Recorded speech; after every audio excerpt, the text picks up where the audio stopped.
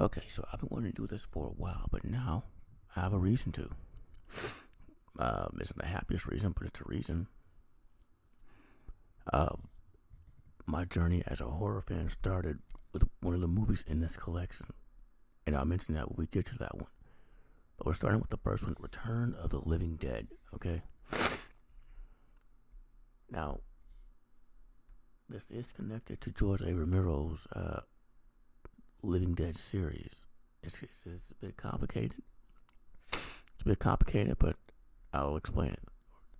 So, Return of the Living Dead. In this world, the events of the original Night of the Living Dead did happen, but at the same time, so did that very movie.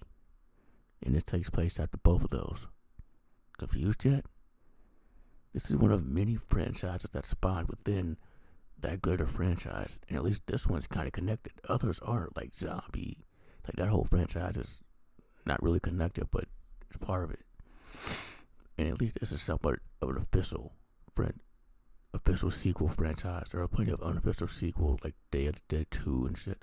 But yeah, so that's what this is. It's a sequel to the movie, but then the actual events of that movie as well. Okay. So this is directed by Dan O'Bannon, and I've seen this many times. The only two names I recognize are Miguel Nunez Jr. on the left there, and of course, Linnea Quigley. I mean, what's he going to post it? The image of her naked? We'll talk about that though. And then this one's also the debut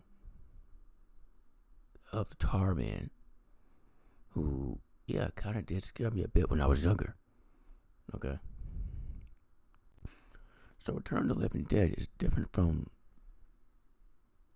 the bigger, grander Living Dead franchise in that, while it is a horror movie, it's also a comedy.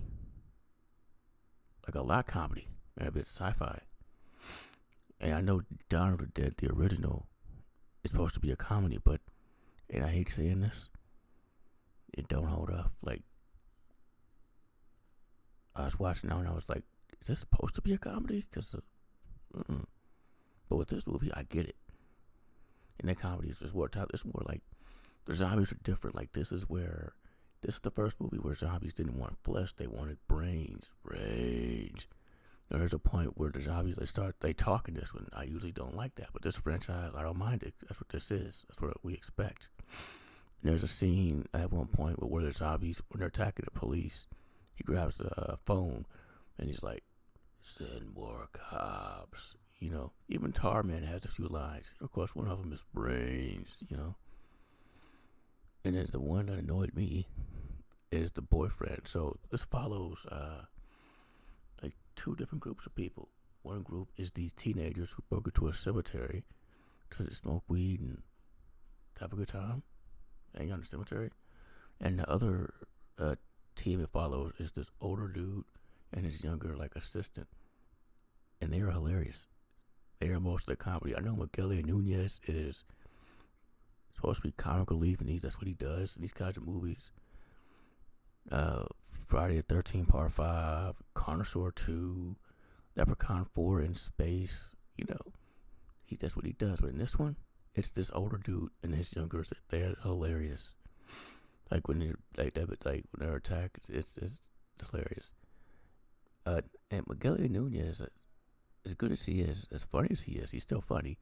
I feel like his catchphrase should have been "fuck you" as many times as he said it in that movie. That's his character.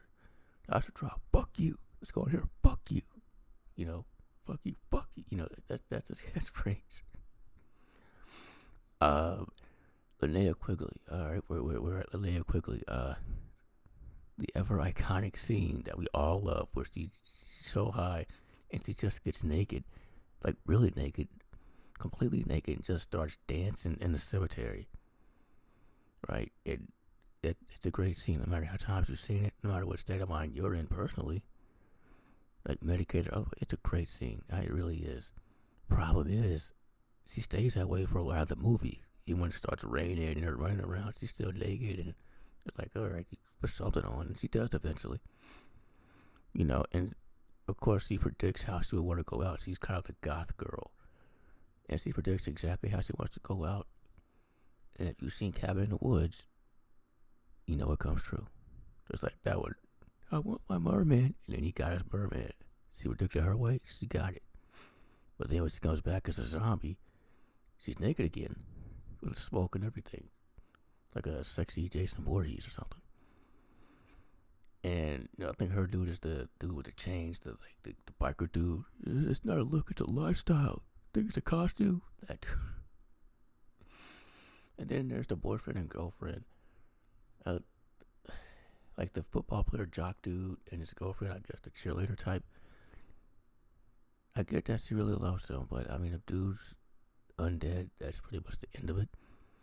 And, she's all screaming, and he's all like, babe, wait, come back. But he's a zombie and everything. Just banging on her door. Like, I remember a certain kill. I thought it was in this movie. It's in the sequel for sure.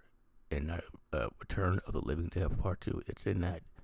And it's so, like, one of the worst ways someone went out in this franchise. It was because it was completely avoidable. And this reminded me of that, but it didn't happen. Speaking of endings, I won't spoil it, but this one is notable for its ending. You don't see it coming. You don't. Comedy, solid. Horror, solid. Just atmosphere, solid. Pacing, solid. It's a good time. It really is. And this is the first of we're doing all 5 of these. There it is. Because that's simpler than doing the whole Living Dead franchise and the franchise and the franchise and the franchise. It's just simpler than doing that. And I love, to an extent, all 5 of these. Alright? And one of them is very close to me. Again, I'll mention that when we get to it. So, that's Return of the Living Dead. This classic. I watched it on Tubi. It's free on Tubi. I just looked it up. It's also apparently free on Amazon Prime. I didn't know that, so there you are. I'll try and post a link down below. Thank you for watching. Oh, also has a great soundtrack. A really great soundtrack. So, yeah, thank you for watching.